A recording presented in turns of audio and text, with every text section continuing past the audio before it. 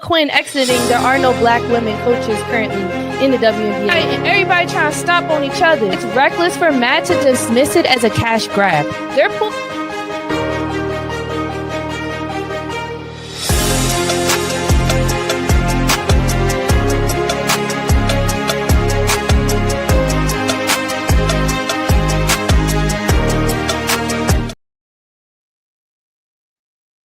Hey, just double check, make sure everything looks good, sounds good. Y'all know the drill.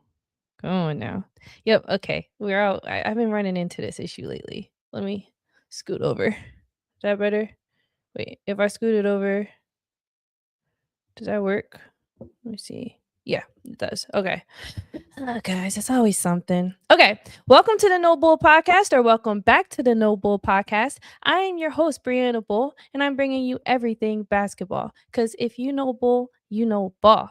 Okay, let's get into it. I'm excited. I'm super excited about this episode today because we're going to really get into the analytics. I'm not really here to bring you any drama or any news and clickbait and stuff. No, today is really on the court basketball, and I'm super excited because we're going to talk about games that happened over the weekend in the NBA, and some of those games demonstrated what the possibilities that these new trades have on certain teams, key matchups. Some of it may have shocked you and some of it may not surprise you, but it's still a little too early to just be setting stone like this is gonna work, this is champions. But I do want to point out some things I noticed and also hear your thoughts. And then we're going to talk about sophomore rankings, and we're going to talk about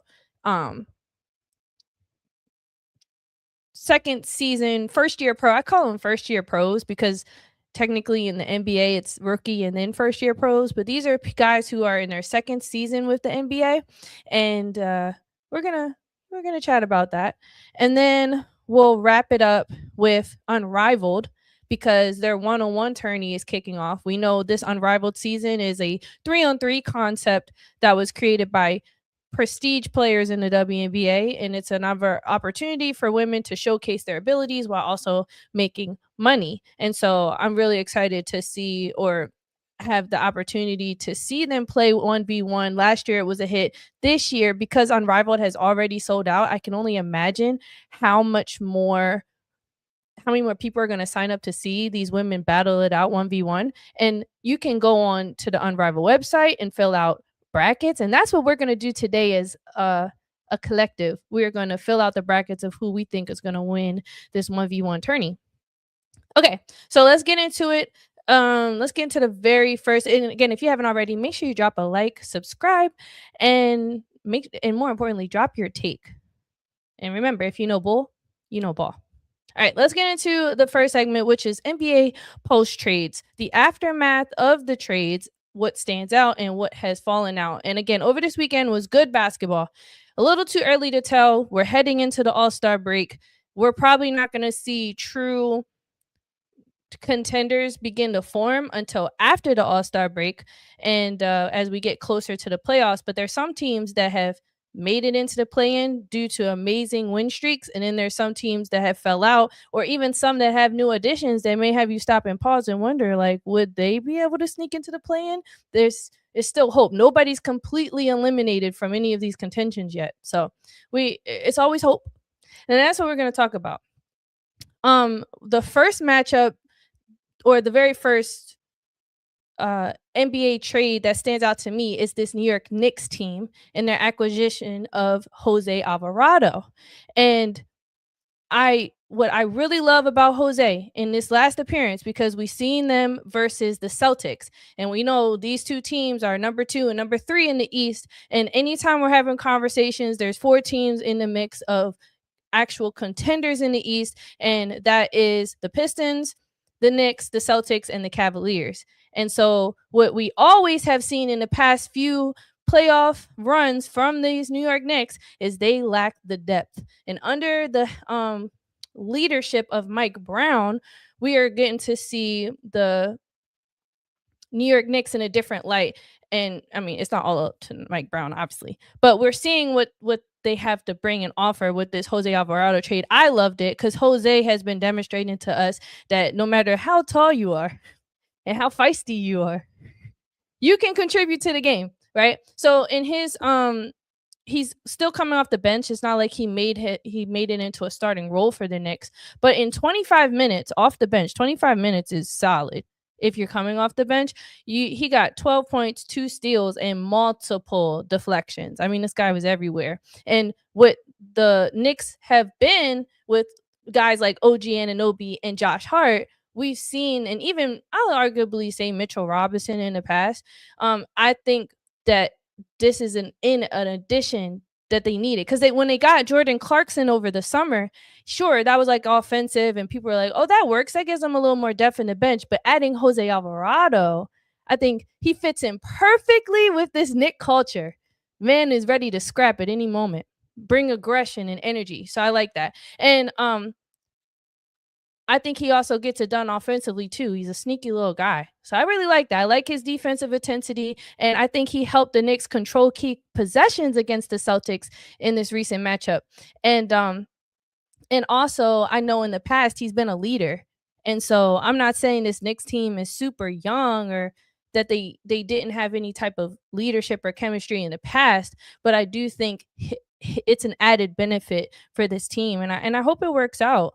Um and he contributes to this Knicks identity in the best way. He's a momentum changing type of player. So I really like seeing that. And they blew the Celtics out. I mean, stomped on their foot on their necks, right? At the score was 111-89. And the leading scorer for this team was Jalen Brunson. Of course, he had 31 points, shot 12 for 21. And what I love about the bench for this team is you see 2 players, notably Mohamed Dawara and Jose had Dawara had 27, Jose had 25, and then Mitchell Robinson was 16. And they're giving the guy Landry Shamet, they're giving him a chance to shine, and he played 28 minutes. I mean, it's just the fact that you have 3 guys playing almost over 20 minutes says a lot for this Knicks team, you know? So I'm excited to see them continue to develop. Jordan Clarkson only had 8 minutes. He has got to do better. But he did. He only got 1 field goal off. Whereas though Jose got 5 for 12. So just to see him so new to the team and immediately surpassing other guys, I liked it. Now for the Celtics, on the other hand, I was excited about Nikola Vucevic going to the Celtics team because I think they really needed a solid big, and he's a veteran front court presence. And they have young guys like Luke Garza, Keta, or even what's his name? I wouldn't say Hauser is a big man. He's just big. He's definitely more of like a forward guard type of vibes, but he didn't even play. So I was shocked to see that. And Nikola, he got 23 minutes. He only had 11 points, 5 for 13. But his overall, and he was 1 for 6 from the 3. So it wasn't really like he didn't shoot threes with the Bulls, but we already see him being integrated into this Celtics offense. And Joe Mazzulla is having him probably saying like, hey man, if you had the 3, just take it. We want to see what you're going to do. Just go ahead and take the 3. And him shooting 1 for 6 from the 3, it looked forced. I did not like that at all. And the Celtics, they just struggled. The big guys specifically struggled to take care of the ball. And I mean, they just couldn't really get it going offensively. They shot as a team 37% from the field versus this Knicks team. But again, that just speaks to the excitement of the Knicks. If they're able to be this disruptive with your bench or even your 4th or 5th option offensively or causing that much disruption, then you add on a Jalen Brunson, a Karl Anthony Towns, and a Mikal Bridges to carry the team offensively, you start having like this perfect balance. And so I think the Knicks really won on this trade. And even though I think they're overrated overall, them at getting Jose Alvarado, I'm like, they're maybe not going to be so overrated in my opinion. And they might actually do a little something. All right, let's move on from those 2 teams. Let me check chat real quick.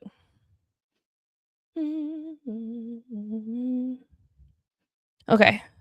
Just want to make sure everything's looking good, looking cute, keeping it cute, looking good. Let's move on to this next trade call out, which I fall out, stand out, etc. You know, and that is the Minnesota Timberwolves and their acquisition of Ayo Dosunmu from the Bulls, and then they sent away Rob Dillingham. And what I love about Ayo, and then we're gonna talk about Zubac leaving the Clippers and what the Clippers look like without Zubac. Okay. And in this game, the Clippers dominated the Wolves 115-96. And you know, all these Anthony Edwards stands are gonna hate this, but with Ayo debut, he had 11 points and 2 steals, but they were struggling from deep offensively. Now, when Ayo was on the Bulls, he definitely was one of their go-to options and guards. Not necessarily always from the three, but this guy is like solid overall in offense. So I really do like him having maybe taking off the pressure from Anthony Edwards and even Dante and Jaden McDaniels and having to show up as a guard in the backcourt. And I think that's what Ayo does. And he has the size, which is comparatively better than Rob Dillingham. And so, and they didn't even really like when Rob got there at the beginning of the season, he didn't really get that much burn. So I'm hoping they don't do that. I hope they see the value in Ayo and they continue to play him a lot. I just want to show you how many minutes did Ayo play. I think he played at least 20. Ayo had 25 minutes and like he shot 4 for 11 and 3 from 7 from the three. He actually shot behind Anthony Edwards, who shot 8 threes and only made 1. Yes, I'm shading Anthony Edwards. Ayo took the second most amount of threes for the team with 7.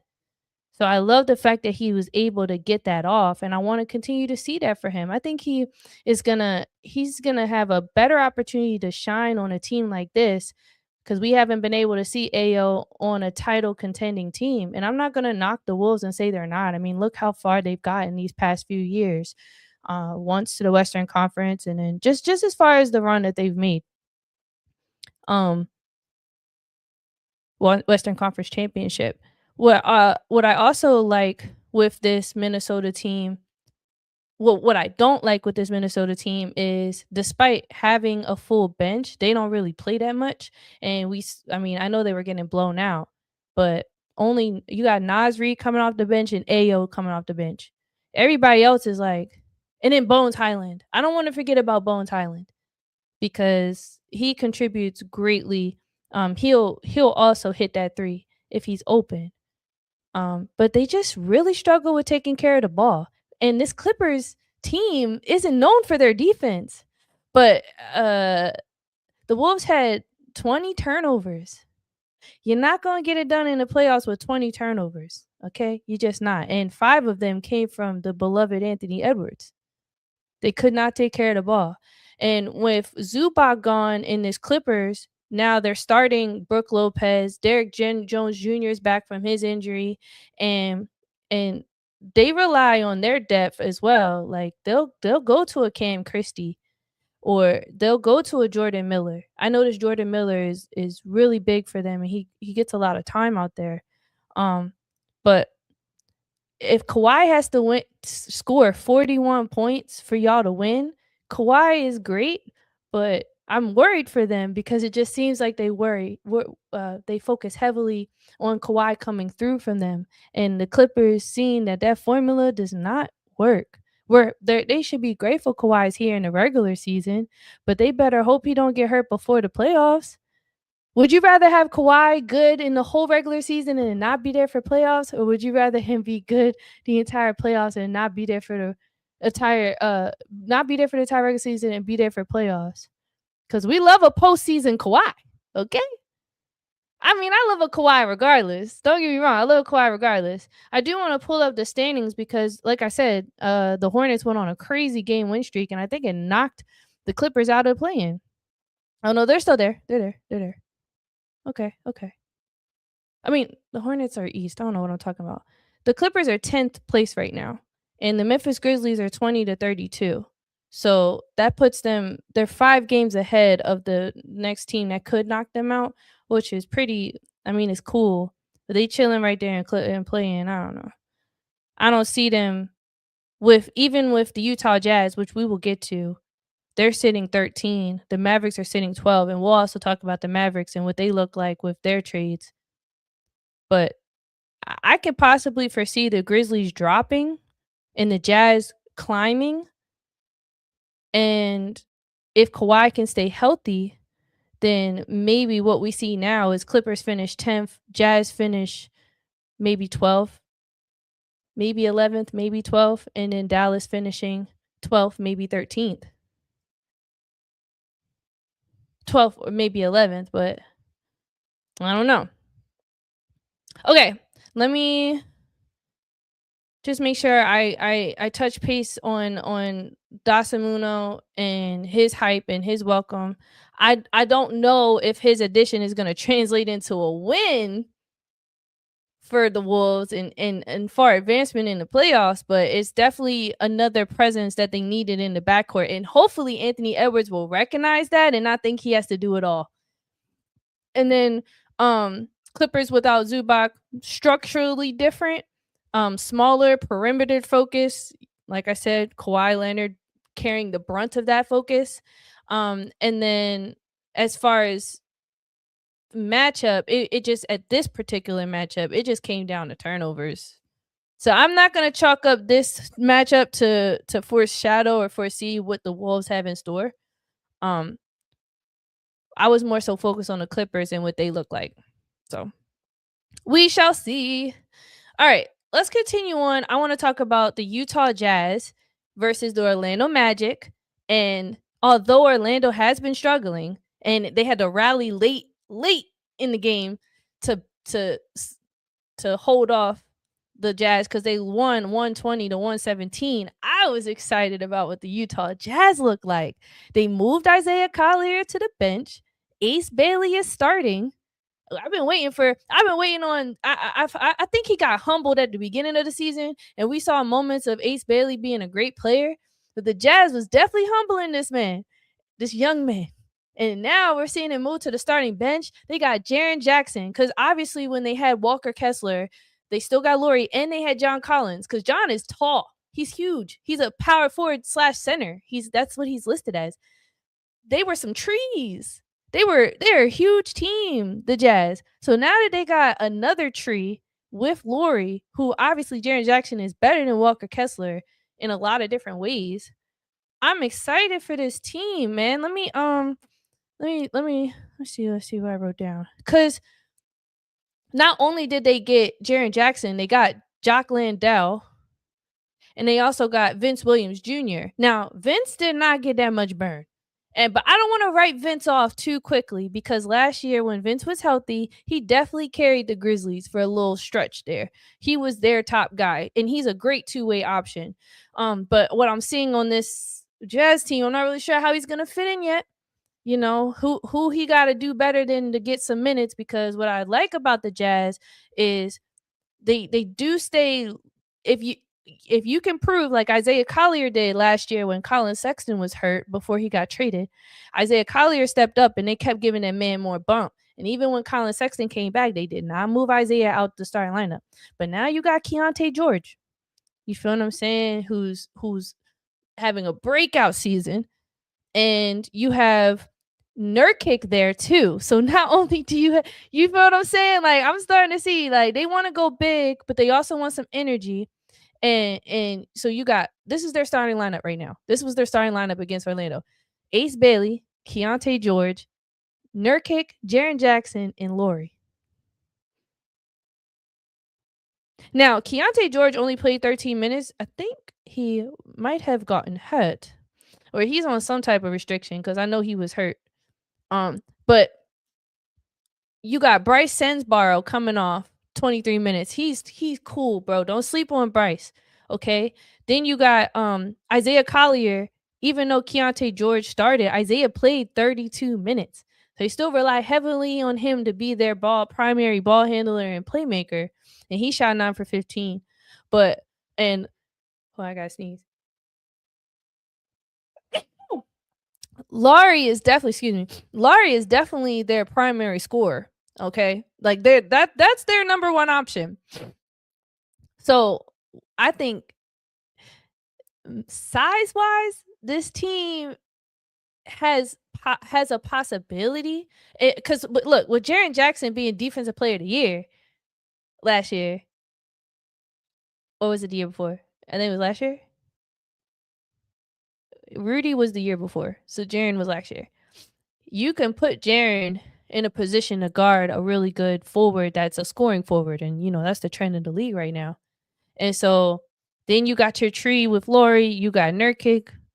You feel me? The only thing, and you know what? I feel like Jaren and even Laurie, I feel like they're gonna look at Nurkic to get boards because Nurkic doesn't get boards, but he be getting boards now. And I feel like it's because he probably sees like, yeah, I need to show them I have some type of value. And in the past, Nurkic just, I feel like, bro, why didn't you get that? Like, he's so weak to me. I'm sorry.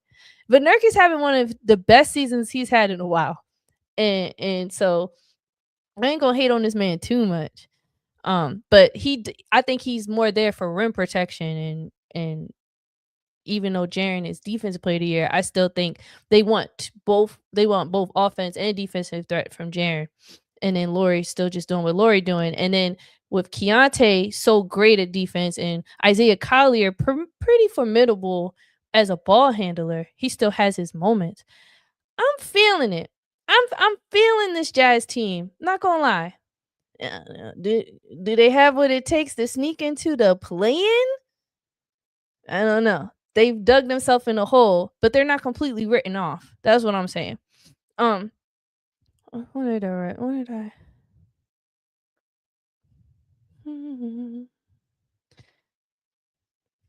Now, on Orlando's side, they lost Tyus Jones, and let me just look at their joint. So they started Paolo, Wendell Carter Jr., Desmond Bane, Jalen Suggs, and Anthony Black. Now, Franz Wagner is back. Will that then move Anthony Black to the bench? I think so. I think we're going to see Anthony with maybe less minutes. Maybe it bumps Wendell Carter off and bring him off the bench. You feel what I'm saying? Keep Anthony, keep Jalen. Why not? But, Franz Wagner takes a lot of shots. And before he got hurt last year, I would say him and Paolo, it was Paolo the first option and Franz was the second option. Some of the games, it seemed like Franz was willing to take shots. It was like he was trying to be that first option. Not going to hold you the way Franz be taking shots. And so I can't wait to see this Orlando Magic team fully healthy. We have not, if it wasn't Paolo out, it was Franz out. If it wasn't Franz out, Jalen Suggs was out. If Suggs wasn't out, you feel what I'm saying? I don't really, now that Mortiz Wagner, Franz's brother's back, I love that they have more depth. But we've seen the Orlando Magic have depth, have multiple players who play the same type of positions and able to come off the bench, but they just don't get it done in the postseason. I don't really know. I think it just comes down to them staying healthy. They didn't really make any crazy moves. So I really like watching this Jazz. I mean, like I said, Orlando won, but I really like this Jazz team, and they could be sneaky, scary good. If not this year, next year. They on the up and up. Okay, let me just check the chat because I've been wrapping y'all down. If you haven't already, make sure you drop a like. I went a little earlier than I usually do. But, I just like to talk ball. I don't care if it's just me in here. Okay. And then the very final call out that the final game that I wanted to speak to is the Cavaliers. I wanted to save that for last. Obviously, there's a whole bunch of more trades that happen, a lot of games, but I don't want to spend too much time on this topic and burn it down to death. But I do want to talk about the Cavaliers in their addition of James Harden. Okay, with their starters, this is their starters right now. They had Donovan Mitchell, James Harden. Should I go 1 to 5? They had James Harden, Donovan Mitchell, Sam Merrill, Jalen Tyson, and Jarrett Allen. Now we know what's going on with Mobley, but with Mobley, we're gonna kick Sam Merrill out of there, and they're probably gonna keep Jalen Tyson as a starter. Mind you, they have Dennis Schroeder. They got Keon Ellis, who are defensive dudes. Like Keon Ellis for the Sacramento Kings, man. Like he offensively, he's not really a threat. He's like a Terrence Mann. You know what I mean? But I think he brings adds more value to a team with his abilities. And they played him for 17 minutes and he had 6 points. He was 2 for 4. And all of those were from the three. So I like the fact that Keon Ellis is going to get more threes up because on the Sacramento Kings, they didn't really rely on him to do that. Sometimes we even saw him bring the ball up, but he's gonna go in and maybe guard their best point guard. Take off, whereas though with this James Harden addition, they can hide James Harden on defense because they have so many other pieces to make up for it, like a Dennis Schroeder. You feel what I'm saying? I don't really care about what Dennis does offensively, but Keon Ellis had 3 steals. And then Craig Porter Jr., who's trying to earn minutes. Okay, he still played 23 minutes, but they would start him if Donovan was out and Darius Garland was out. But now you got James Harden. Sure, there's less chance for him to start, but Craig Porter Jr., in my opinion, it gives you that impression that he's going to continue to work hard and play hard just to get minutes. Like he's going to keep hustling. I like that about him. They also got Thomas Bryant, who he was on the Pacers. He was on the Heat. I think I liked him better on the Heat. They tried to use him in the Pacers for the playoffs, and it was terrible. I was like, get this guy out of here, please. Like, ew. So him on this Cavaliers team, I like it because it continues to help them with matchup purposes. And he's going to shoot the three. I mean, if you're coming from a Pacers team, you're accustomed to shooting that three. They shot as a total of a team 35 threes and they hit 11 of them. And James Harden was 5 for 8. He had him and Donovan Mitchell took the most threes. But if you have your backup guys coming in, and they demonstrated us because Thomas was 2 for 4 from the three, that's 50%. Keon Ellis was 2 for 4 from the three, that's 50%. You feel me? Dennis Schroeder 0 for 4, but Dennis, stop with these top of the key threes. Get it together. I like the fact that if you do have your bench players shooting and they're taking around 4 threes and hitting 2 of them, that's solid. That's really solid. So I was just looking at that. I was like, I like that. I like this a lot. And they still got sleepers in there. The thing about the Cavaliers bench, I need y'all to look at it. Like really look at it. They got Larry Nance Jr. sleeper. Come on, y'all, because Larry Nance on the Hawks didn't really get that much burn, but Larry Nance Jr. on the Pelicans cooking as a big coming off the bench as your third option. He was cooking. And then they still got Tyrese Proctor, who I feel like you should not sleep on him either. He did some good things throughout this season. And so I really like the fact that they just added depth. They know what it's going to have to take for them to win. And then Sam Merrill, 0 for 6. I really wish it was Max Strus instead of Sam Merrill because I would hands down be like, they're winning the whole entire East. And I'm not saying like Max Strus is going to make or break anything, but I think I would love Max Strus on this team. I hate that they gave up Ty Jerome. I really hate that they let that man go. Even though he hasn't played at all, Ty was cooking last season on the Cavs, man. Cooking. Can you imagine Ty Jerome on the team? But we'll settle for Sam Merrill. And then Jalen Tyson. You know, Jalen's productivity, I was curious. He was who I was looking at with this James Harden trade to see how they would still leverage him and where he would fit in. And he was kind of quiet in this game. He didn't do too much, but I think he's still a solid start option. I want to see how he's going to show up in really big games down the stretch. Postseason Cavaliers with the addition of James Harden. I know people talk about James Harden and his inability to show up in the fourth quarter, but also Donovan Mitchell's inability to show up in the fourth quarter. And so it does raise concern, but what I foresee happening is it's going to be other people showing up in the fourth quarter, and it's going to take the pressure off of Donovan and James. It really is. I feel like they have built pieces around these guys who will show up in the fourth quarter and get it done where it needs to be done with like little hustle plays. It's going to come down to steals, continuing to see them improve their field goal percentage. But I like this Cavs team with the addition of James Harden, and not just because of James Harden. It has to be because they built this bench up. I really like it.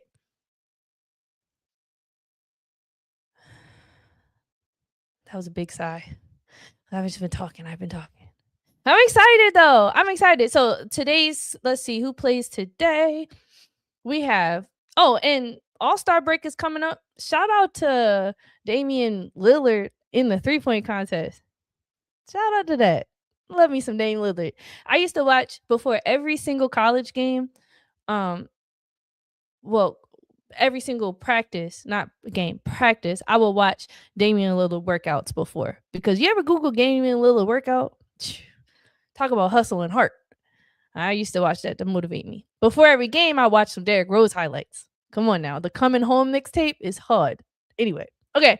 So today's game on the docket, there's a lot of games on big, not super big games, but we got some that are on NBA TV. Tomorrow is going to be a lot of games tomorrow. But tonight we have Pacers versus the Knicks. We got the Clippers versus the Rockets, Mavericks and the Suns, and then Spurs and the Lakers. I'm really excited about the Spurs and Lakers game for sure.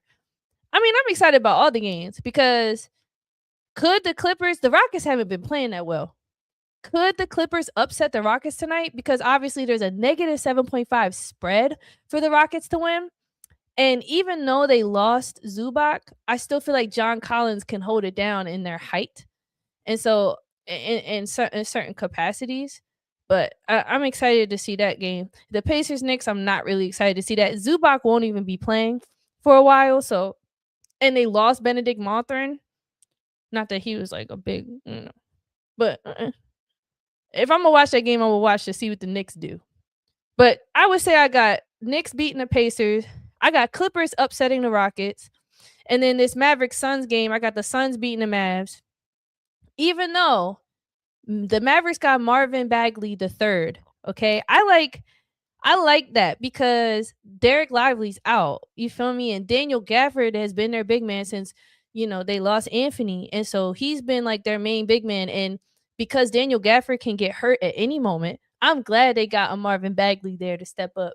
And even though he came off the bench, I could see him still starting. And you know what else surprised me about this Mavericks team?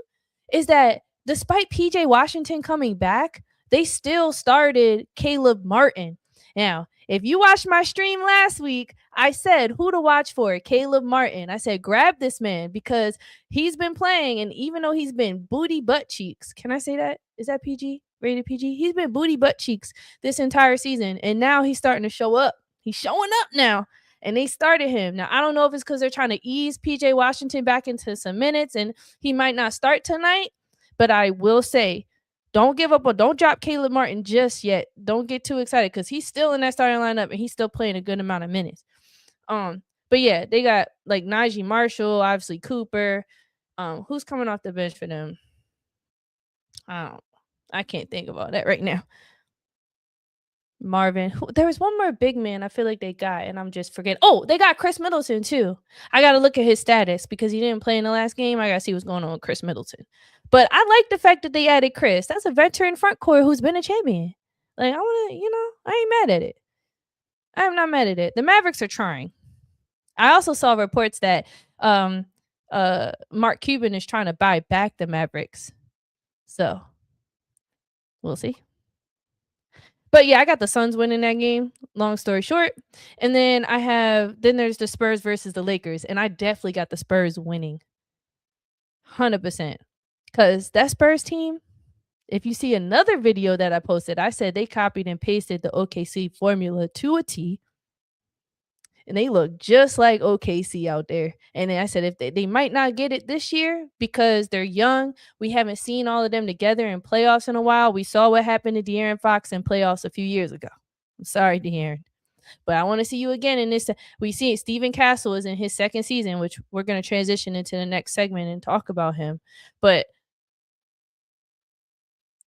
We haven't seen Wemby fully healthy in a postseason either. So I'm not knocking them. I'm not saying they couldn't do it. They'd be like a underdog Cinderella type of scenario, but the OKC showed us it takes a couple years for you, a couple losses, a couple bumps and bruises for you to make it all the way and be great. I can see it happening for the Spurs next year. If not next year, the year after, if they continue with continuity. That really matters. Continuity is like my favorite C word in basketball. And so I definitely got them winning tonight, but I don't because ain't no way. What's DeAndre Ayton gonna do? Nothing. He ain't gonna do a damn thing. And what did the Lakers do? They added Luke Kennard. Luke. Rui Hachimura been hooping a little bit. You know, I ain't mad at it. Austin Reeves, he had a quiet night the other night, but uh they ain't gonna do nothing with Wemby. And they ain't gonna do nothing with the Spurs didn't make any offseason moves. They kept their core. These guys have been hooping. So I got the Spurs winning. So who I say? I said Knicks. Clippers are my upset for tonight to beat the Rockets. Then we got the Suns beating the Mavericks, and then the Spurs beating the Lakers. Okay, let us move on. Let us transition. We're gonna do sophomore rankings. Let me make sure everything still looks good. We'll clean up there. Okay, hold on.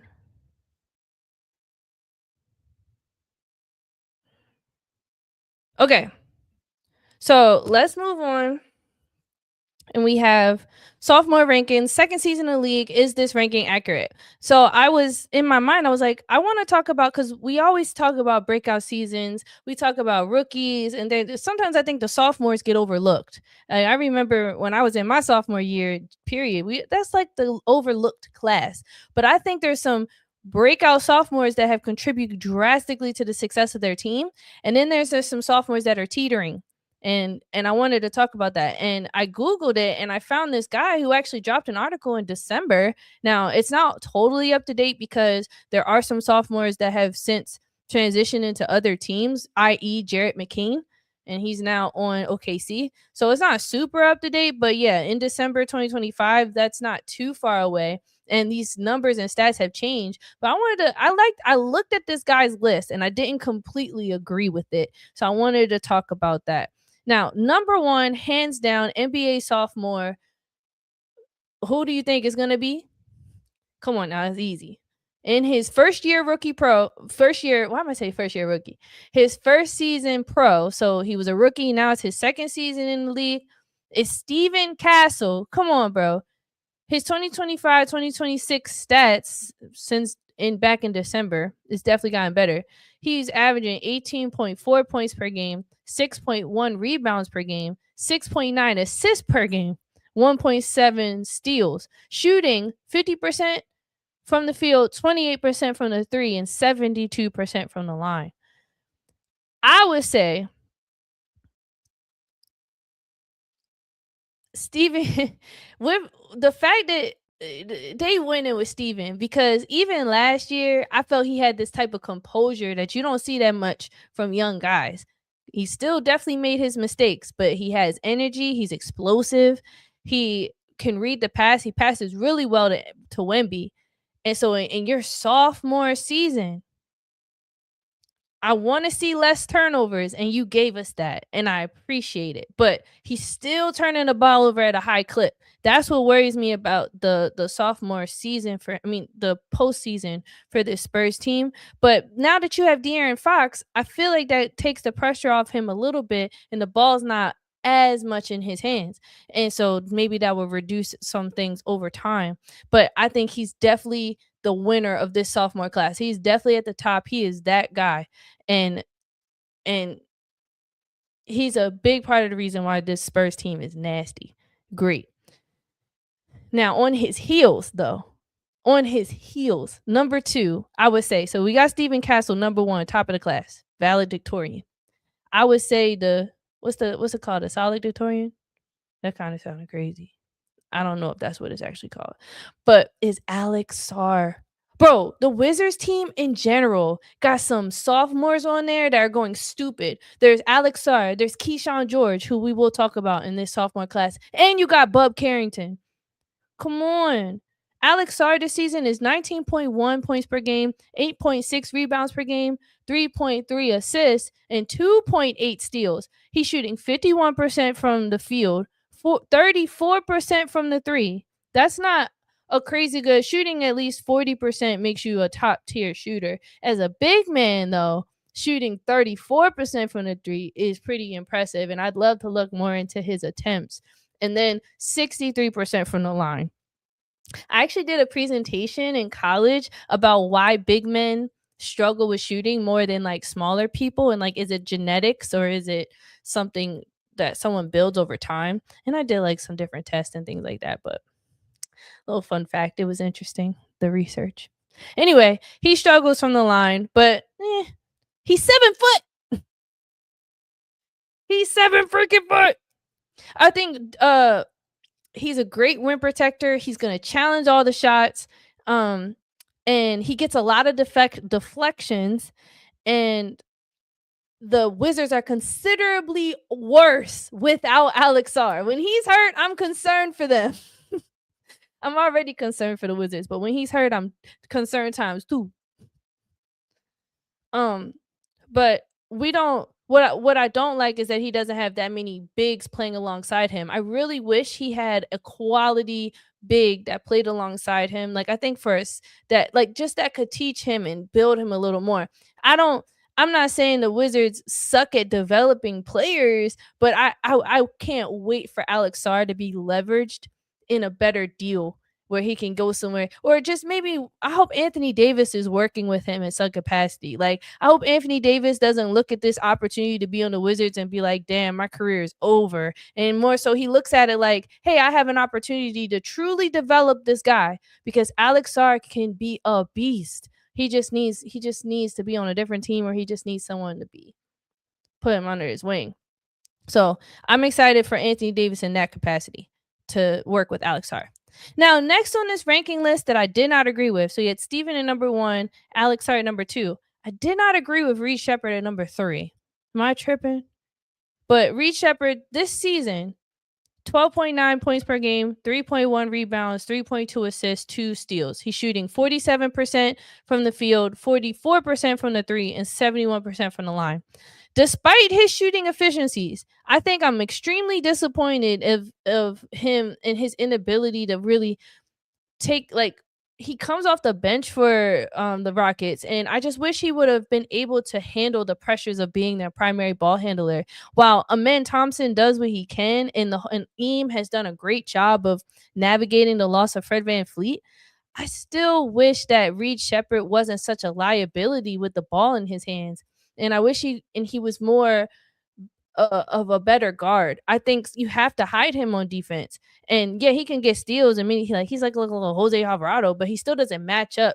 He doesn't fit the mold for this Rockets team and what they're growing into be. So I think he's a great alongside Amen Thompson. I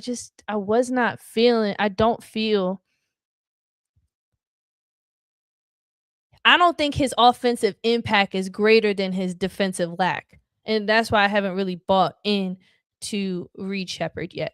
So him being at number 3 was like, eh. He got AJ Mitchell from Oklahoma City Thunder at number 4. I would say AJ's having a crazy great season, and he does very well in the role that they have for him. And when I don't feel too concerned for the Thunder when guys like Jalen Williams go down. He's back now, but I don't feel concerned. I don't feel concerned when even SGA goes down, or even a Lou Dort goes down, or if a Cason Wallace goes down, or the list goes on. I don't feel concerned for them because AJ Mitchell is a sleeper, bro. He has him at number 4, and I'm not mad at it. But I would put Kill War above AJ Mitchell. I'll put him above Reed Sheppard. Why is Kill War number 5 in these rankings? I do not agree with that. I think maybe because people expected more from Kill War and on the Miami Heat, they maybe expected more from him, but he's given us a lot. But I think I think the expectations were set a little higher for him for whatever reason. But 11.3 points per game, 10 rebounds per game, double double, bro. Come on. He doesn't really pass the ball, but that's not what they use him for. And 2.3 steals. He's shooting 53% from the field, 42% from the three, and 81% from the line. That's why I'm putting him over all these other guys. He's an amazing shot blocker. And I think he's great for them in transition. I think he because Bam doesn't have to be the primary center for this team, even though we saw the Miami Heat have success when Bam was the primary center. I think if they would have had a Kill War on their team when they were in the championship game, it would have made a huge difference for them. So that's why I'm putting Kill War over Reed Shepherd and AJ Mitchell for sure. That's one of the main things I did not agree with on this list. I also didn't agree with Keyshawn George being under Zach Edey.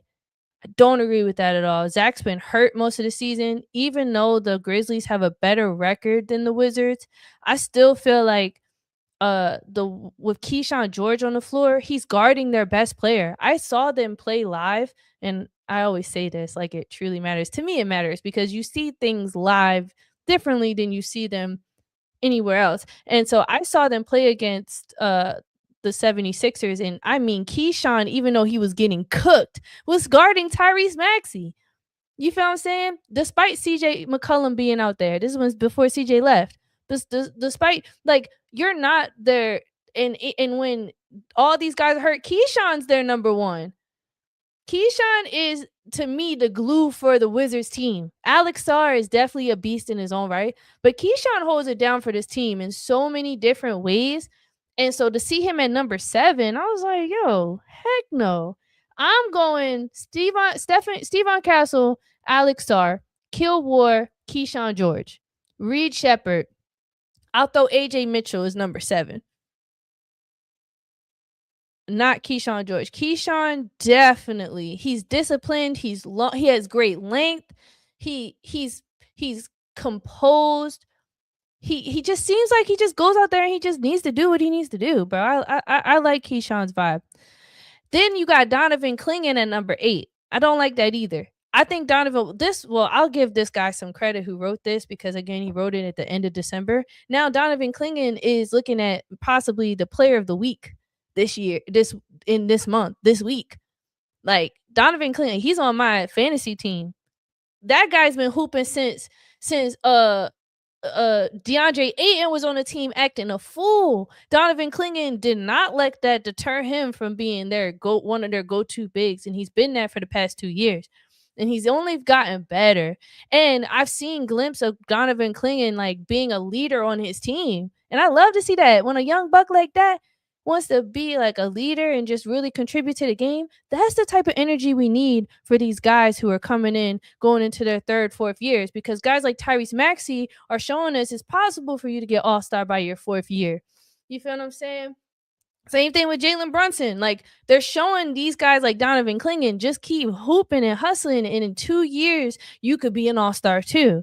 You feel what I'm saying? So, like, I really like Donovan Clingan. He can get you a double-double. He's going to grab boards. He's efficient. He's a rim protector.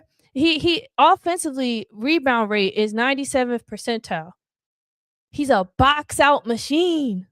He just does the little things. He's a big man that I love watching play because it excites me because I'm like, all right, the big man boxing out game isn't completely lost. The big men's, the Alprin Shangoons, the Donovan Klingans, I'll even give Daniel Gafford's, the traditional big man is still here, y'all. It's not being sucked up, by triple-double culture. You feel what I'm saying? We still got the traditional big mans on the court. Thank goodness. Okay. And then he has Matas Bazulis from the Bulls. They have him at number 9. I'm not mad at that. I think you look at this Bulls team and they all are pretty much the same guy. But for him to be a sophomore and having the impact, 13.8 points per game, 5.5 rebounds, 1.6 assists. It's him shooting 46% from the field and 32% from the 3 is where I'm like, But I wouldn't sleep on them. Them losing Kevin Herter and Ayo, we're probably gonna see a lot more from Bazulis for sure. He's a good streaming option too for fantasy. He's pretty consistent. And he's 6'10", really athletic. So I ain't mad. Now, one thing he had on here is Jalen Tyson at number 10. And Jalen, while he's not like a super young guy, this still is his second season in the league. And I think we're gonna have to bump him up. I think we can bump Zach Ide down and we can bump Jalen Tyson up. Definitely. Bump him up before Matas. For sure. For sure. Hands down. I would rather have a Jalen Tyson on my team than a Matas. Jalen Tyson shooting 51% from the field. I would rather have him there. And he's on a really good team doing this. It's not like he's on the Bulls who've been a play-ins for years now. We're talking about the Cleveland Cavaliers, and he's shooting 51% from the field, 46% from the three. And these are December stats. I already know it went up. So, yeah. Now, I do want to talk about the downfalls of some of these breakout sophomores, and we can contribute it to the teams that they're on. For example, Zachary Reicher. He's having a disappointing season, y'all. Disappointing. I mean, I don't know if it's because the Hawks don't really need him, and once they got Porzingis, and I don't know. I thought he just went on a downward trajectory. They're not giving him that much bump either.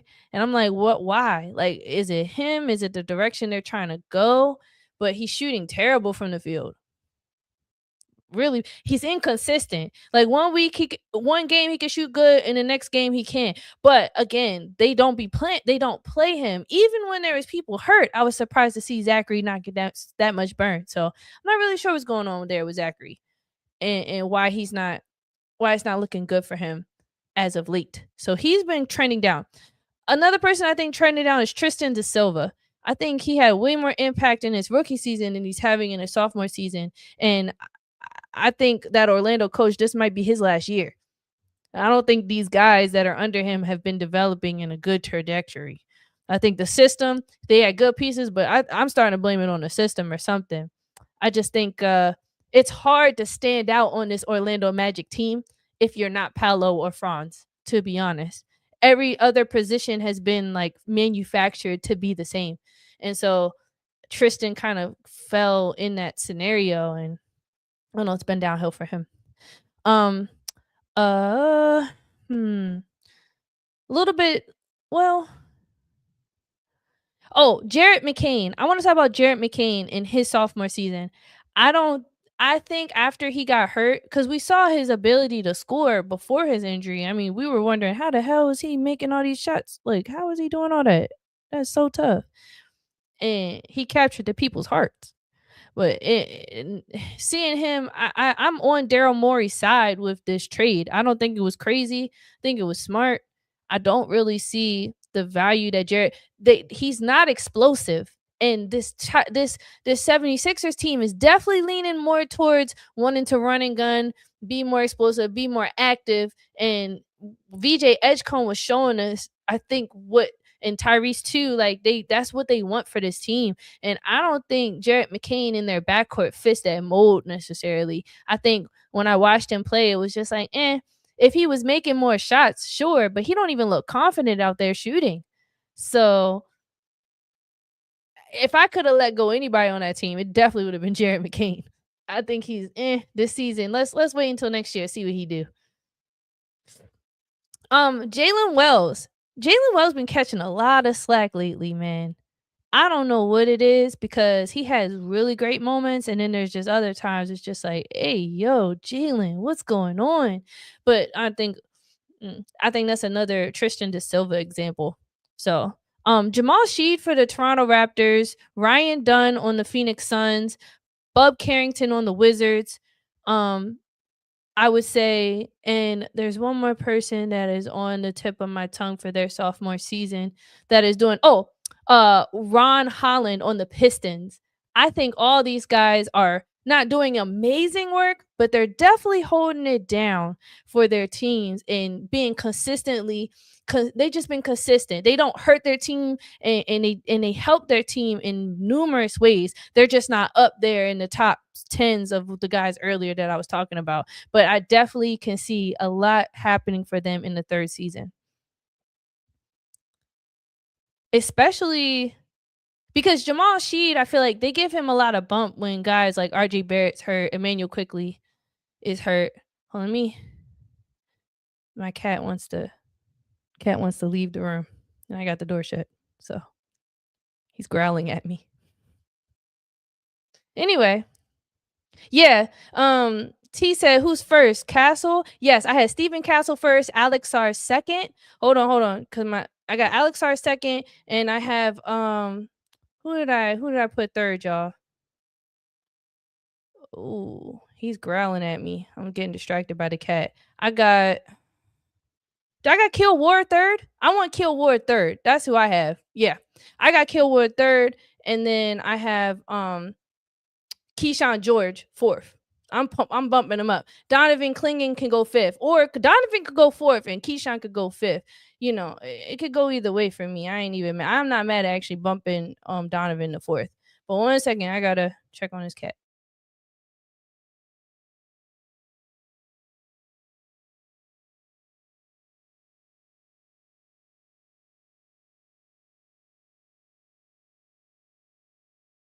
My bad. I had to. He was growling. Okay, so let me make sure everything's still looking good, sounding good. You know. Okay. It still looks pretty good. All right. So again, second season in the league. I looked at this rankings for this guy who dropped in December. I don't agree with everything on his rankings, but I just want y'all to keep on the lookout for these sophomores that are having amazing seasons and really holding it down for their teams as being first options, second options, and even defensively putting themselves out there and guarding the best players on the other team and even like protecting the rim. So shout out to those guys. If you haven't already, make sure you drop a like and comment your take and subscribe if you're digging the content. Because if you know bull, you know ball. All right, let's move on to the third segment, and then we'll wrap this stream up. It's been fun. I think we've been on like an hour and having a blast. But this is really what I'm excited about: is the Unrivaled 1v1 tournament. And if you've been keeping up with women's basketball, we still get to see them hoop in a different capacity, where we can see their skills, their talent, and we see them win some money. Like, let's pay these women. All right, so the Unrivaled tournament, if you don't know, now you know. It kicks off tomorrow and it goes through to the end, like just when All Star is ending, so to the 14th. And we have the games are going to go to 11 points or 10 minutes, and you can watch it on True TV, TNT, or even YouTube. You can see these women play. So it's single elimination 1v1, the best of 3 in the final. And there's no clock stoppage, so the clock is running.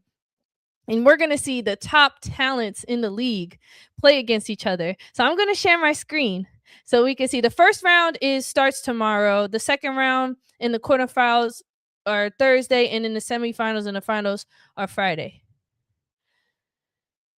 So what you can do is head to the Unrivaled website and build your bracket. And so that's what we're going to do today. I'm going to do it with you, and I'm super excited because I want to hear your thoughts and hear what you think, and, see if you agree with what I got to say and whatever. Mind you, I watched the season last year from middle to end. I did not catch the beginning of the season, and I was hooked.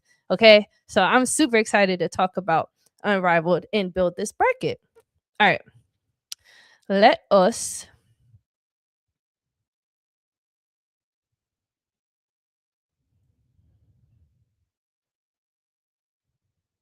Oop, hold on now. Okay. I'm gonna share my screen.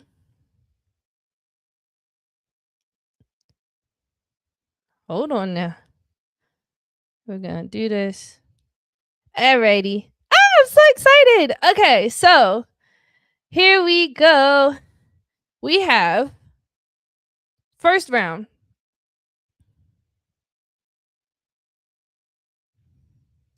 In Pod A, we got Kelsey Mitchell versus Rachel Banham.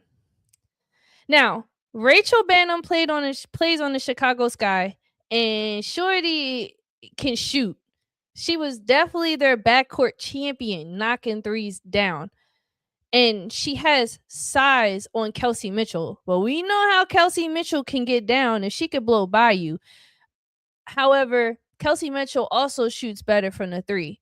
So, and she struggles with finishing at the rim. She can be really crafty. Don't get me wrong. I'm not saying she can't. But when she's in her bag of, she moves better off the ball. So she's not the best ball handler. That's why when Ari McDonald came through after Caitlin got hurt, it was really good for Kelsey because we saw her try to be their primary ball handler, and it just doesn't bring out the best in her. So in a 1v1, Kelsey versus Rachel, I'm a little nervous for Kelsey in a 1v1. However, Rachel Banham doesn't strike me as a great ball defender either, and I don't really remember seeing her spending too much time putting people on the block. So there is a chance that Kelsey Mitchell can, if she can finish at the rim, she's going to definitely blow by Rachel Banham and get it done. But again, Rachel Banham got a little more size. She got a little more weight to her. And I think what we'll see is these women may just settle for the three. Both of them may just settle for the three. And it's going to come down to who's going to make their shots. I'm going to give it to Kelsey Mitchell because she can still blow by defenders and finish and go downhill and finish at the rim. So I'm going to just put my money on her getting it done this time around. Now, next up is Courtney Williams and Veronica Burton. Bro, this matchup is ready to go stupid. I think this is a crazy great matchup because what people, I think, fail to remember, since the Wolves have been having great seasons, but she was originally a 2-guard who got pushed into the point guard role, and she's been doing what she can do. And then Veronica Burton was the most improved player this season on the Valkyries. And although Veronica isn't someone who's offensive, she's more defensively reliable because she tends to lose the ball a lot. I think Courtney Williams plays tremendously great defense on the perimeter. And so as much as I love Veronica Burton, I think Courtney Williams is going to strap Veronica down. And she's a pure scorer. So I think she's going to end up beating Veronica and moving on to play Kelsey Mitchell. Let's keep going on this first round. We got Skylar Diggins. Let me just make sure everything looking good. Okay, so for me, let me check the chat.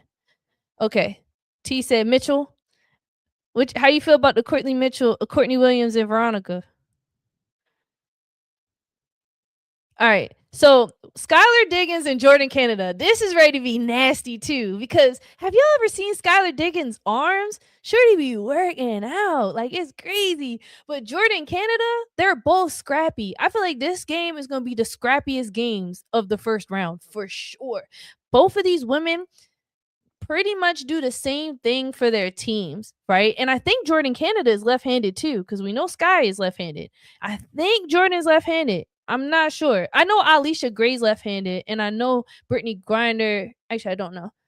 I just know on the Atlanta Dream team, they got like 3 people on their team that are left-handed, and I think Jordan Canada is one of them. Anyway, I could see both of these players going stupid. Skylar Diggins, I think they're super competitive. I'm leaning towards Jordan Canada with this upset. I really am. But Skylar's just so freaking scrappy, yo. Let me see the chat, see what y'all saying. They both scrappy. Oh, nobody's here. All right, bet. Well, then I think I'm gonna go with Jordan Canada. I'm gonna do an upset. I love doing upsets. I really think Jordan Canada just might win this matchup against Skylar Diggins.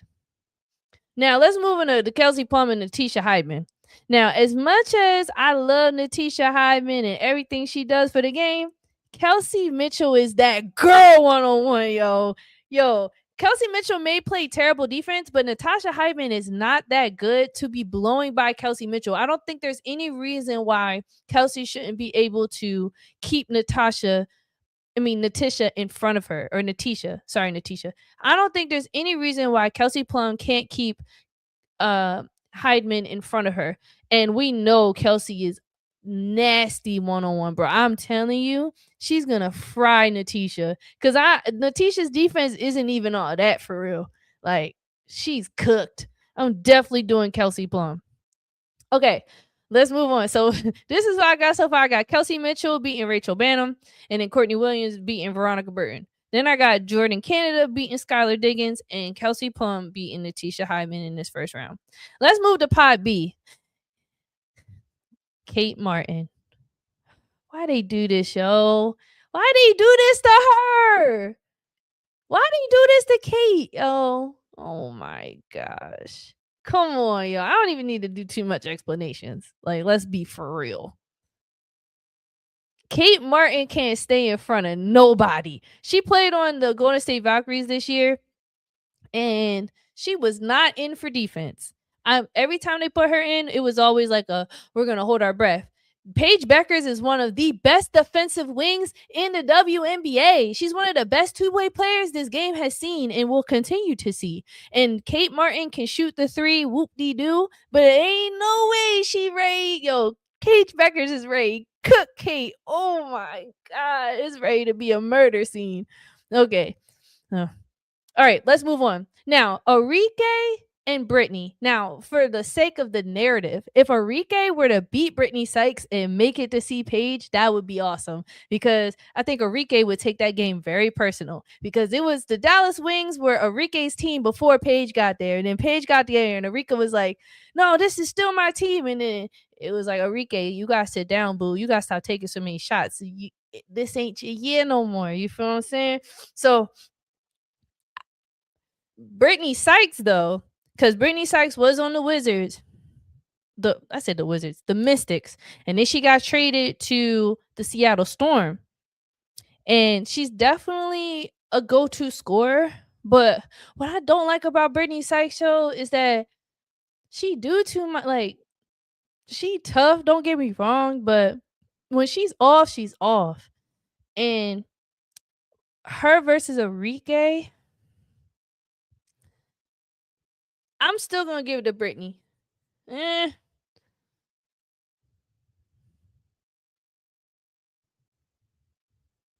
Cause Brittany a dog. Brittany don't never tuck in her jersey. Bro, she definitely is a dog. So I'm gonna give it to her on a one-on-one tip. I'm gonna give it to her. She gonna beat Arike. Let's move on. Jackie Young and Tiffany Hayes. Yeah, I don't think y'all understand. These matchups are crazy. Like, these are insane matchups. Jackie Young, WNBA champion Jackie Young, and then against Tiffany Hayes. Both of these women could go downhill crazy. As much as I love Tiffany Hayes, she's a great defender. She blows by damn near everybody. She's very quick. Jackie Young is that girl, yo. She nasty. Oh my gosh, nasty. Jackie will give you 30. She hoops so well in the finals. It was damn near almost like, we know Asia was gonna get the MVP, but Jackie was doing some stuff that had us thinking like, should we give it to her? Shorty was hooping. I'm gonna give it to Jackie Young, yo. I think she still got that energy on her, that queen winning energy. So I'm gonna go ahead and give it to Jackie. Okay, I just want to make sure everything looked good. Everything's still looking cool. Okay, good.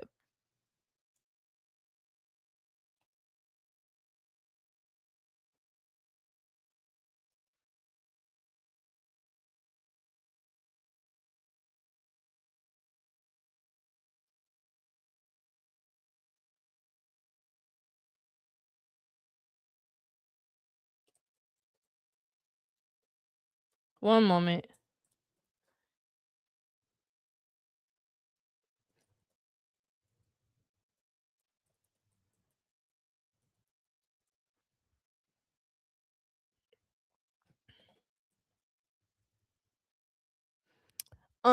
Okay, so moving on. So I got Jackie Young beating I had like a quick moment there. I have Jackie Young beating Tiffany Hayes. Now, Chelsea Gray and Natasha Cloud. This is gonna be another really fun matchup. Like I can name some of these matchups that are really good, like the Skylar Diggins Jordan Canada, because they're very similar, scrappy players. Or this yeah.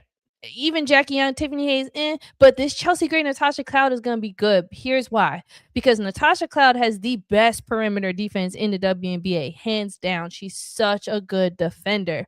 She dribbles the air out of the ball, and so because Chelsea Gray has the tendency to get hella lazy, no offense, Chelsea, that could give Natasha an advantage. But I think Natasha got to get into that attack early mindset, like really, really attack early type of mindset. My fault, I'm multitasking. So if Natasha Cloud can start attacking early and gain the momentum like that, then she could definitely beat Chelsea Gray. But Chelsea Gray is bigger than Natasha, and I think she still will put somebody in a post if she needs to. And I've seen her with that mismatch energy, and it's scary. So I think it's gonna be like it's gonna definitely be a battle. Natasha, I think if she goes early, I can see her beating Chelsea Gray. She just needs to be aggressive, yo. She can't rely on her defense as heavy as as she typically does. But if she can attack Chelsea, get Chelsea tired, get her a little displaced, there's a chance that Chelsea won't be hitting threes or putting her in the post as much. Or ah, Chelsea can get Natasha in there early, but I have a lot of faith in Natasha's defense. But then again, I have faith in Natasha's perimeter defense. I don't know about that guard post defense though. Ah, Chad, Chad, I need your help. What do y'all think? Y'all think Natasha or Chelsea? I'm leaning towards Natasha because Natasha on go is solid. She can once she starts, it's hard to stop her. But Chelsea Gray has the size advantage and she knows what to do with it.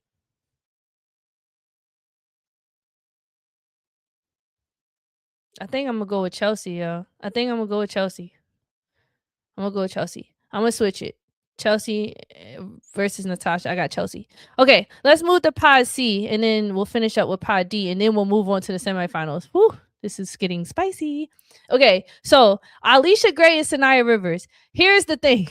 Sanaya Rivers is also another person who has great defense, but she's not good offensively. And I think Alicia Gray is just so good all around overall as a player. It's going to be really hard for Sanaya to beat Alicia. But what worries me about Alicia is when it's time to show up in big moments, Alicia is nowhere to be found. Alicia, like when we watch, I know that Alicia is has improved drastically, and she was even in MVP talks. I still feel like it was uh what's your name? Ryan Howard's team. I feel like Atlanta was Ryan Howard's team this year. As much as Alicia is great, I definitely think it is. So I would say Alicia versus Sanaya. Because Alicia is better offensively, I just can't imagine Sanaya. She has the height on Alicia. She has that advantage, but can I rely on Sanaya to get it done? Eh, sorry. But defensively, she's gonna give Alicia a run for her money. But I think in a one-on-one scenario, Atlanta Dream has the best guards the league has seen in a long time. They had the best backcourt. So I'm gonna go ahead and give it to Alicia.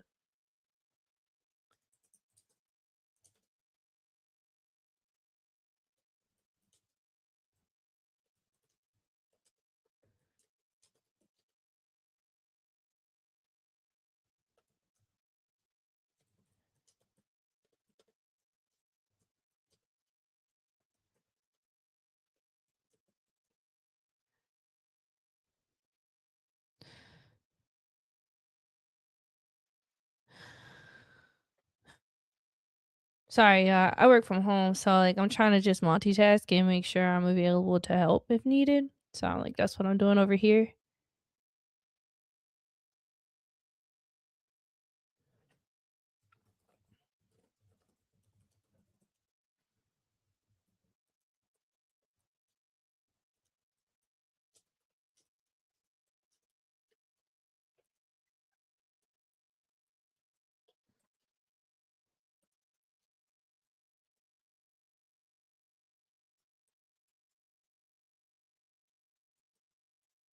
Okay, back to basketball. So I got Alicia Gray beating Sanaya Rivers. Let's look at Kalia Copper and Rakia Jackson. Now, this matchup is crazy. Now, I'm not sitting here saying that Rakia is distracted currently, but she is going through some things. And because she's going through some things off the court, she may take all of that out on the court. And that's when we're really going to see some great basketball because Rakia Jackson, who is one of the maybe the third scoring option, possibly the second scoring option for the Sparks, depending on the day. I think she's one of the best scorers, and she's size wise. She can guard a forward or she can guard a guard, and she's just really good one on one. I really like Rakia because she won't just settle for the three, and she actually has decent enough handles to get by people. It's just she's still so young, and the Sparks are still figuring themselves out. But Kalia Copper is a champion. And not only is she a champion, she led the team in this chip. So it's just like Kalia can score too, and she can guard. So this matchup is going to be nasty. I don't know, man. I don't know. Now, could Rakia, is it going to be a veteran in Kalia who's going to, hold it down and do the little things late in the game? Or is it going to be Rakia Jackson with her youth and her energy? I'm going to go with Kalia, yo. Go with Kalia Copper. Because I've already seen Rakia Jackson definitely is a bucket. I'm not saying she not, they both buckets, but I don't know. Looking at it, I'm like, yeah, I'm gonna go ahead and give it to Kalia. Now, Marina Mayberry and Sonia Citron. Sonia Citron, bro. I'm sorry, Marina, but Sonia is like, she's my favorite player in the league. It's not that I think she's the best player in the league, but she's my favorite player in the league. She's so composed and chill and skilled. She can shoot, she can defend, she has length. She was the best play. She's the best player on the Mystics. Yo, I'm going with Sonya, bro. I don't even need to explain too much. And then we got Ryan Howard and Ray Burrell. See, Ray Burrell comes off the bench for the Sparks, but in the 3-on-3 tournament, she has so much energy and she doesn't stop. Like, I loved watching her play because she's a great player. And she's like she reminds me like Tracy McGrady type of player, not like to that level, but I'm saying like she's just someone who I don't mind having her come off the bench. Like, you don't have to start Ray Burrell to get greatness out of Ray Burrell. Sure, could she start? But I'm saying like sometimes you just want one of those players that's gonna come off the bench and get it done, and that's what she does. But Ryan Howard is an elite scorer. However, this might be one of those upset moments where because Ray Burrell can guard. So I think I'm gonna go with Ray Burrell. I'm not sure if Ryan Howard's gonna settle for the three because Ray Burrell has length. I believe in her kind of having more energy and more hustle than Ryan Howard, and that's why I can see her winning this and getting a little upset. And then finally, let's go to Pod D. So Lee Yaroo, I could have swore she really hurt herself, and if she's already back, that's kind of amazing and quick. But I'm gonna go with Stewie because let's be for real. I don't even need to explain this one. Against Lee Leroux. Now Stewie is the leader of Unrivaled. Did she rig this? Ain't no way, yo. Ain't no way. Ain't no. Come on. And then you got Aaliyah Boston and Alyssa Thomas. Oh, wow. So Alyssa Thomas has shown us that she does not play good one-on-one basketball. And Aaliyah Boston is an amazing defender. And so I think she has what it takes to stop Alyssa Thomas one-on-one. I'm going to go with Aaliyah Boston here. That's almost a little too easy. Not going to lie. Because Alyssa can definitely guard. I'm not going to take away from her ability to guard Aaliyah Boston when Aaliyah does her back downs and stuff, but Aaliyah is super crafty and she could do it both ends. So I just think Alyssa Thomas is gonna But then again, one thing I don't respect about Aaliyah is how she approached the All-Star game. She took it really light and said, "Oh, we're just having fun." So I don't know if she's gonna bring that same "we're just having fun" energy into this one-on-one tournament and take it that serious. but I don't like Thomas offense at all. I don't like it one on one. Like in a system, absolutely, she's a beast. But one on one, I don't really know if she got too much depth in that bag. I'm gonna go ahead and get it to Aaliyah and just hope that she cares. Just hope. And then we got Dearica Amby and Shakira Austin. This is another marquee matchup because both of these ladies play very similar and both of them do like the same things for their team. Now, with Dearica scoring wise, I think Dearica's a worse defender than Shakira, but Shakira is not as good offensively as Dearica. So this is going to come down to because with Shakira in a system, I don't really pay attention to how good she is one on one. I know she's fast in transition. She has great length. And because Dearica Amby isn't that good offensively, I mean defensively, it's almost like, is Shakira gonna miss a lot of layups? Or is Dearica not gonna get enough stops? So I just look at these two and I'm just like, I don't know, man. We're not gonna see that many threes from either one of them. That's for sure. But I'm gonna go with Dearica Amby. I'm gonna go. I'm staring at Shakira's name like I'm gonna regret this later, but Shakira might surprise us and have developed her game since then. She just doesn't dribble that well, but does it really matter against Dearica Amby?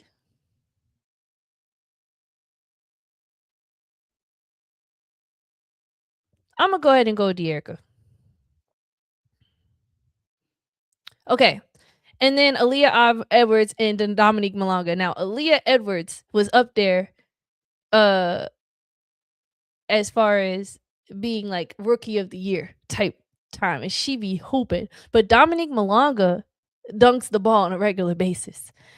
One on one, she definitely has Aaliyah beat on size, but I'm not really sure if Dominique's ready to be a one on one player at a high caliber. A lot of her buckets come from cuts from the short corner, high post, setting a screen and pick and roll.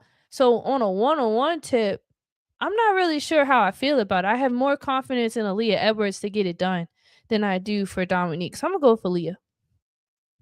Okay, let's bring it back to the top and head on over to this second round. Okay, so for my second round, I have Kelsey Mitchell versus Courtney Williams.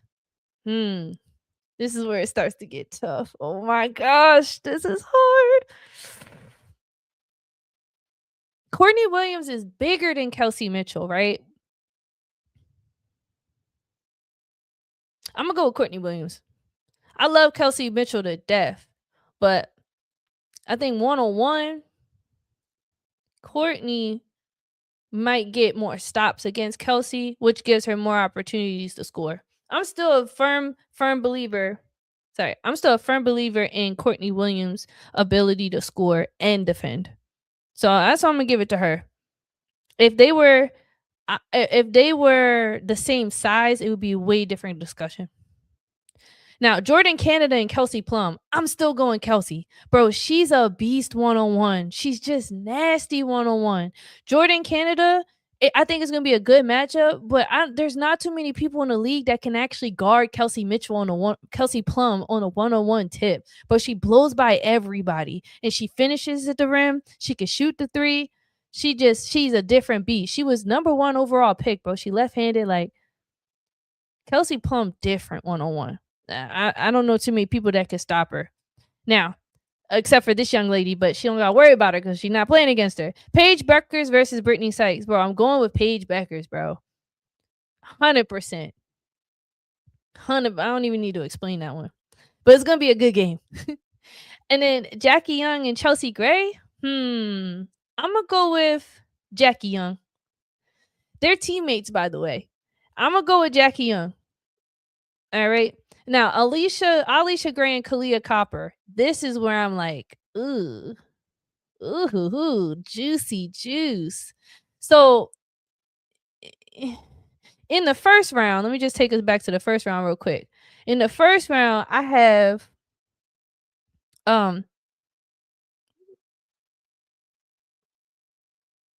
My bad.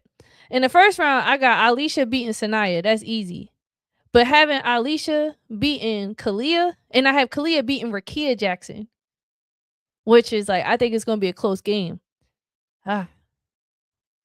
I'm gonna go with Alicia Gray on this one. I'm still gonna rock out with but nah, Kalia Copper is a dog, yo. She's a dog. It's very hard to guard Kalia. It's very hard. It's hard to guard Alicia, but Kalia is a great defender. And she just knows what it takes to win. Yo, this is tough. I'm gonna go with Kalia, bro. I'm gonna go with that upset. I'm gonna rock out with Kalia. And then we got Sonya Citron and Ray Burrell. Easy. Sonya. Easy. That's too easy. And then we got Stewie and Aaliyah Boston. Easy. Come on, yo. Some of these don't really need no explanation.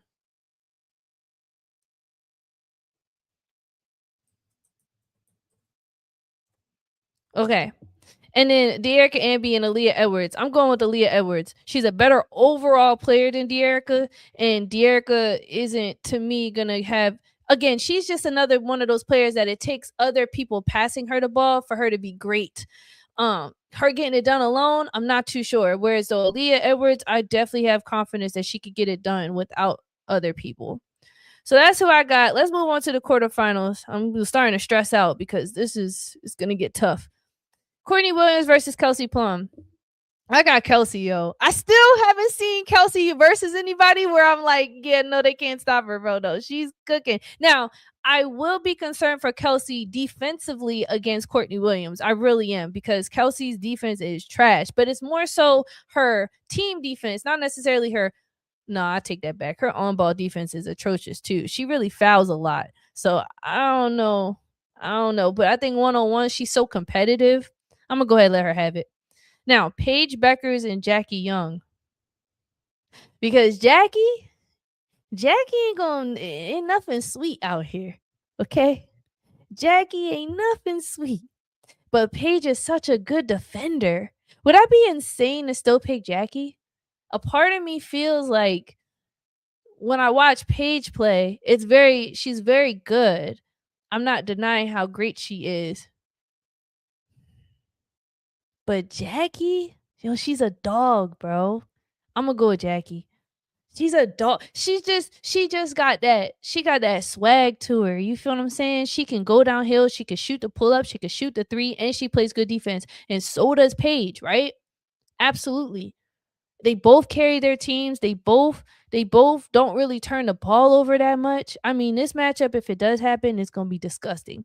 But I'm gonna go ahead and give it to Jackie. Just because Paige is still so young, I don't know if she has what it takes to really survive an entire one-on-one tournament, but we'll see.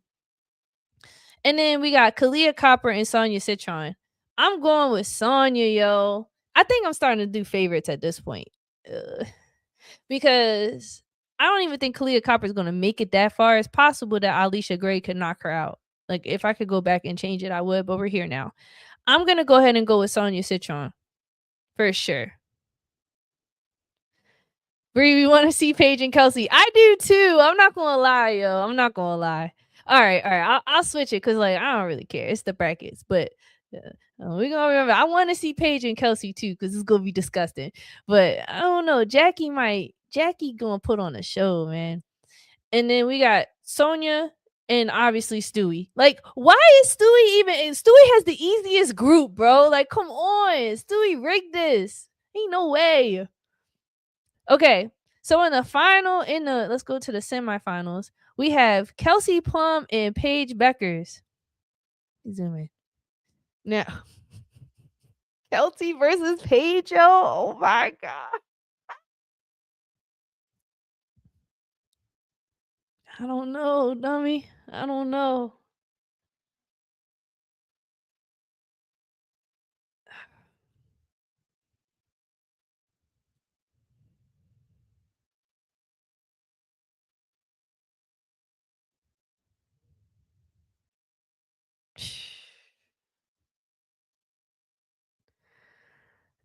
I don't know. Whoever matches up against Stewie, like, are we for real?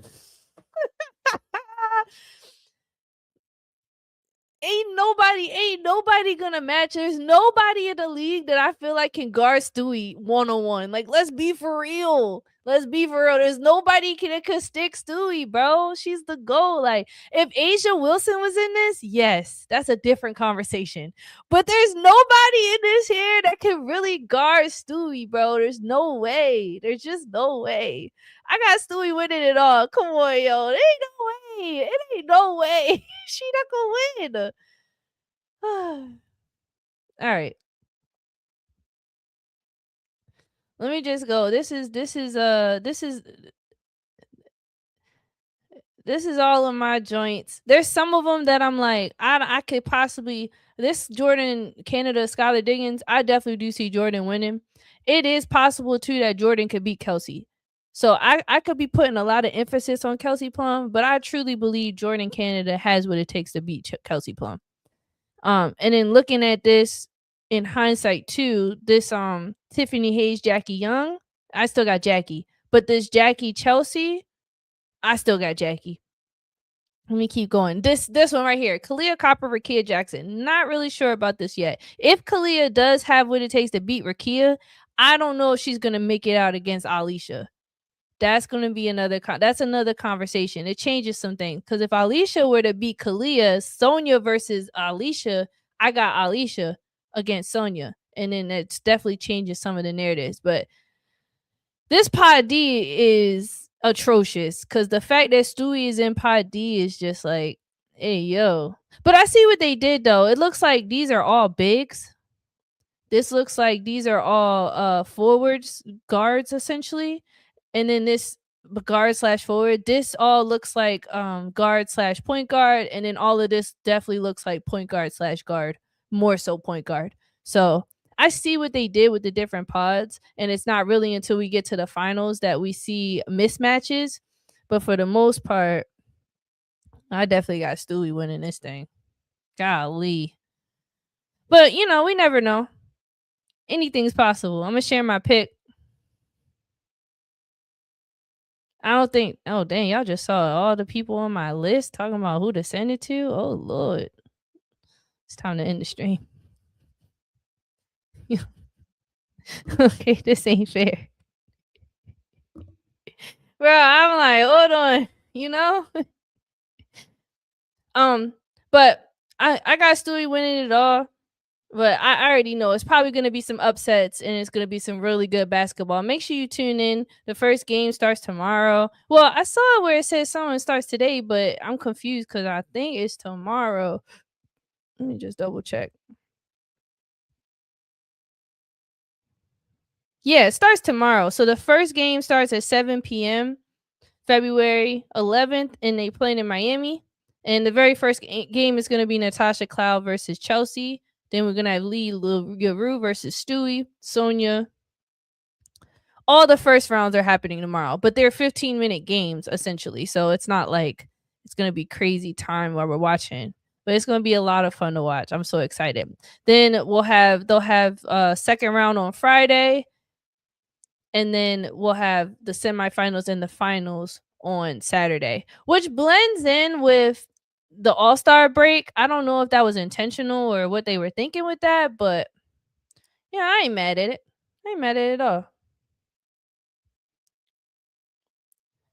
Overall, though, I've had a really fun show. This was really fun talking basketball, talking about trades, talking about breakout seasons from our sophomores, and then Unrivaled 1v1 tourney. So I've enjoyed this stream thoroughly. I will be trying to get some of that out on social media. If you haven't already, follow me on social media at Strawberry Brianna. I have it in my bio. So if you want that, just go check that out where I just take short clips of what it is and I put that out there. And yeah, I just enjoyed this. It's been a lot of fun. Make sure you tune in for the rest of the week. At some point, I'm going to go live again and we'll be covering the Unrivaled tourney and other fun things. So it's been a blast. I really appreciate y'all. Just remember, if you know bull, you know ball. And I'll catch y'all on the next stream.